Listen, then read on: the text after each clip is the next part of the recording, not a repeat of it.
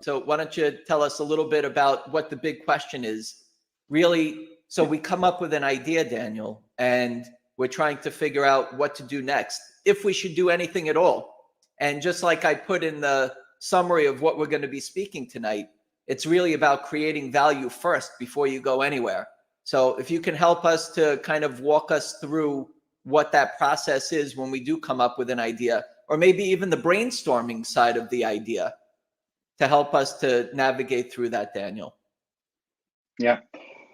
The topic we want to discuss today is how an invention creates, delivers, and captures value. And there is a big difference in the term invention and innovation.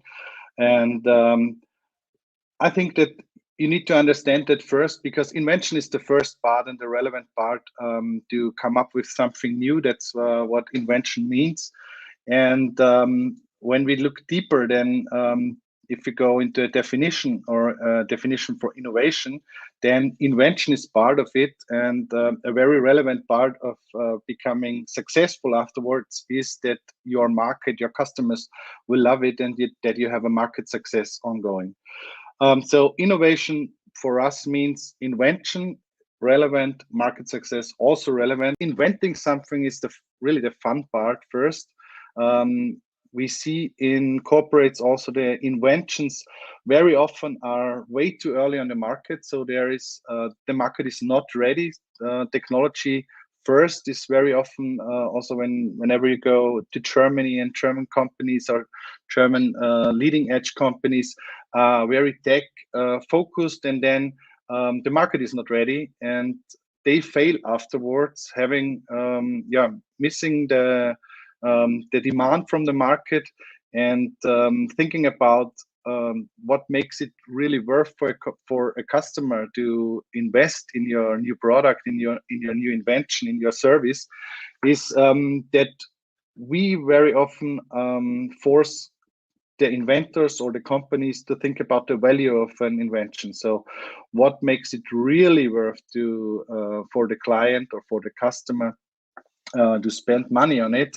And the market success part is that you should ask yourself as an inventor the question how an invention creates, delivers, and captures value. There's also a point where you talked about closed innovation and open innovation. Can you just explain that a little bit further to us? Because a lot of people might not have heard of what and know what that means.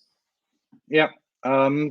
Closed innovation means that there are some topics companies don't want to spread and don't want to have input from outside. So they very often related to their core competencies, or strong related to the core competencies of a company, where they hire really experts in a field, and they make really good progress in inventing something new, in capturing these ideas.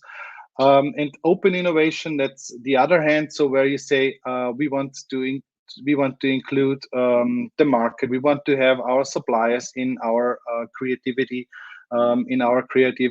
methodology, and in our idea generation process.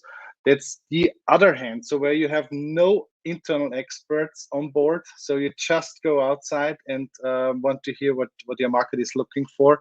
And there's this path in between, and connecting internal experts with external experts or inventors is also at the moment a very uprising part for the topic holistic innovation management.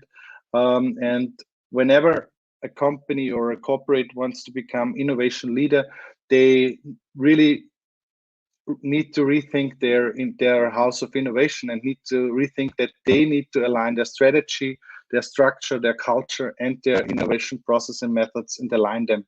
And whenever they do that, they also open up for open innovation activities and working together with inventors.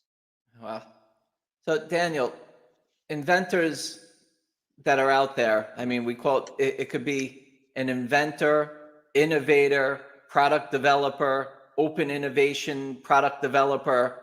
There's so many different titles. What are we? What am I? what do we call ourselves, and what makes each one of those names different? Like, is it just a title? Yeah, for me, I think it's just a title because whenever you have one of these ideas where you say, "I cannot sleep anymore," there is a big need for solving a problem that is obvious. I think that is the biggest honor for me. Yeah, whenever you have this idea, or whenever you hear from whenever we talk to clients from our customers, and they are telling that. How can it be that we travel to the moon, that we fly, I don't know, 18 times per month to the ISS at the moment? So how can it be that I'm not sure a typical or traditional company works like that? And whenever you have that feeling, I think the best thing is to start thinking about the solution first. But don't stop with the solution. Think about the value. That's what I would say is my lesson that I would love to hand over to all the participants here. Think about the value. Think about what makes it really special. What is it worth to go further? And if you're not able to scale it on your own, think about who could be your strategic partner, who could be your strategic alliance partner, and maybe sometimes it's better to go also or work together with a corporate and bring your idea to life before it become isolator and it's just in the historical paper where you can see that there was an invention in 1925, but it was not scaled on the market. So think about the value. And whenever you say, okay, I'm not able to scale it, then think about, could it be a topic for a corporate or for a company? And is that one hitting a mega trend that they are looking for?